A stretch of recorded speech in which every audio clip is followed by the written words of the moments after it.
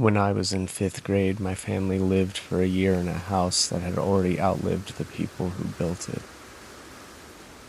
It sat alone at the top of a hill, a sprawling ranch house built in 1913, overlooking more than 100 acres of open grazing land. During the day, cattle drifted slowly across the fields, their shapes barely changing. At night, the land disappeared completely. There were no trees close enough to break the view, nothing to soften the darkness or make it feel contained.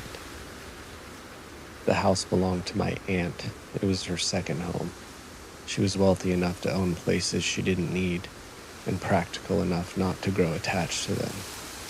When family members were down on their luck, she let them stay there. No rent, no timeline, just space. Too much space. The house was over 5,000 square feet, but it never felt large. It felt thin, like the rooms didn't quite belong together. Long hallways that swallowed sound, rooms with no purpose, entire sections that stayed dark no matter how many lights were on. At the center of the house was a massive stone fireplace meant to be its heart. It only warmed the living room. Every other room stayed cold. Even in summer, certain hallways felt refrigerated, like air was constantly being pulled through them. Doors never stayed closed.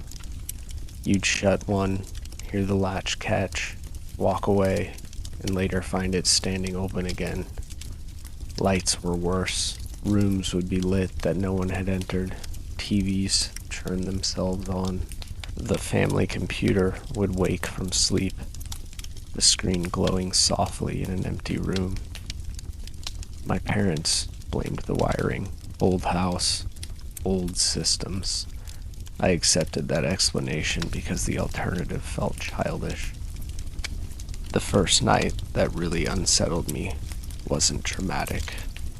It was quiet. My parents were out late, and I was alone in the living room watching TV. The fireplace was warm, so I stayed there. It felt like the only room that acknowledged that people were meant to exist in it. When it got late, I turned off the TV. I remember standing there for a moment, watching the screen go completely black, and I walked down the hallway toward my bedroom. A few minutes later, I'd realized I'd forgotten something in the kitchen. To get there, I had to cross back to the living room. The TV was on again. Same channel, same volume, the blue light filling the room exactly the way it had before. I stopped in the doorway, staring at it like it might explain itself. I turned it off again, this time unplugging it from the wall. That didn't make me feel better. Another night, I was standing in the kitchen when I heard something from the far end of the house. Beyond the kitchen was a section we never used, entire rooms dedicated to storage, old furniture, covered shelves. It was the part of the house that felt like the most forgotten. And because of that, it's the part that no one went into.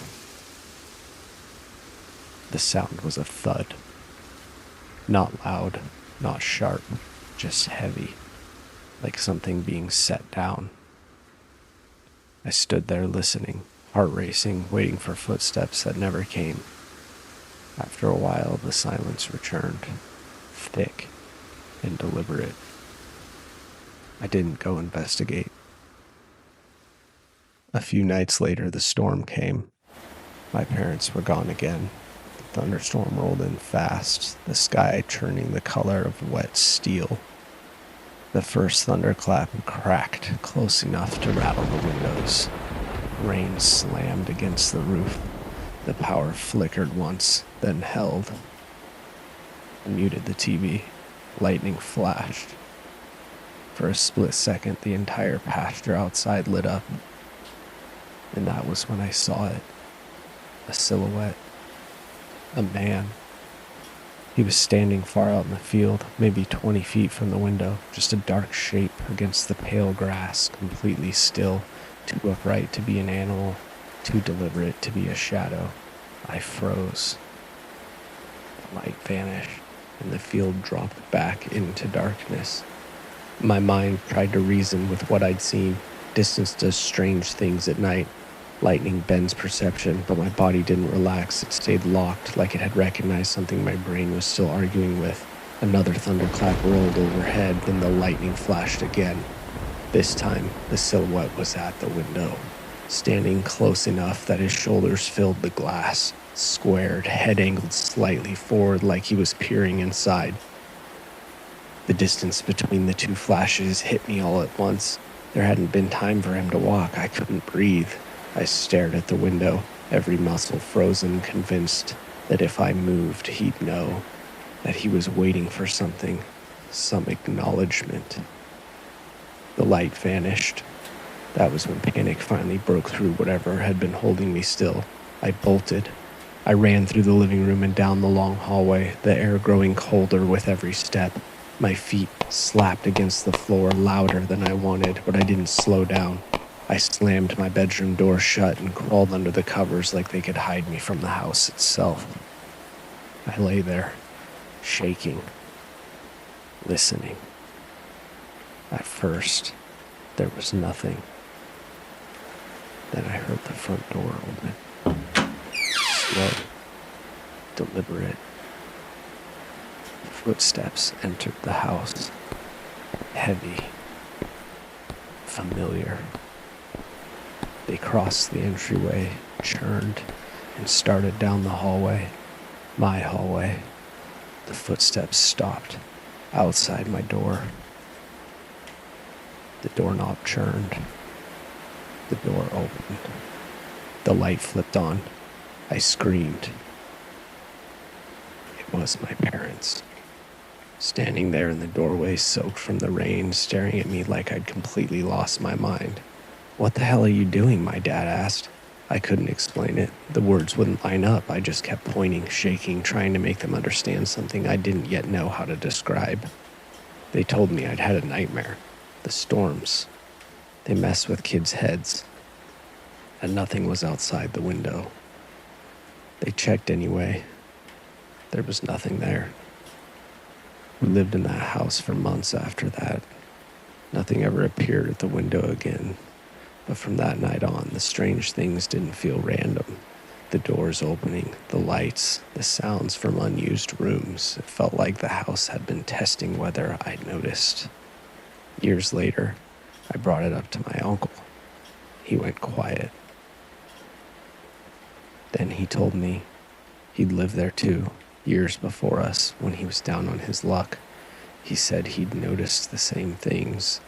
Doors, lights, sounds in rooms no one used.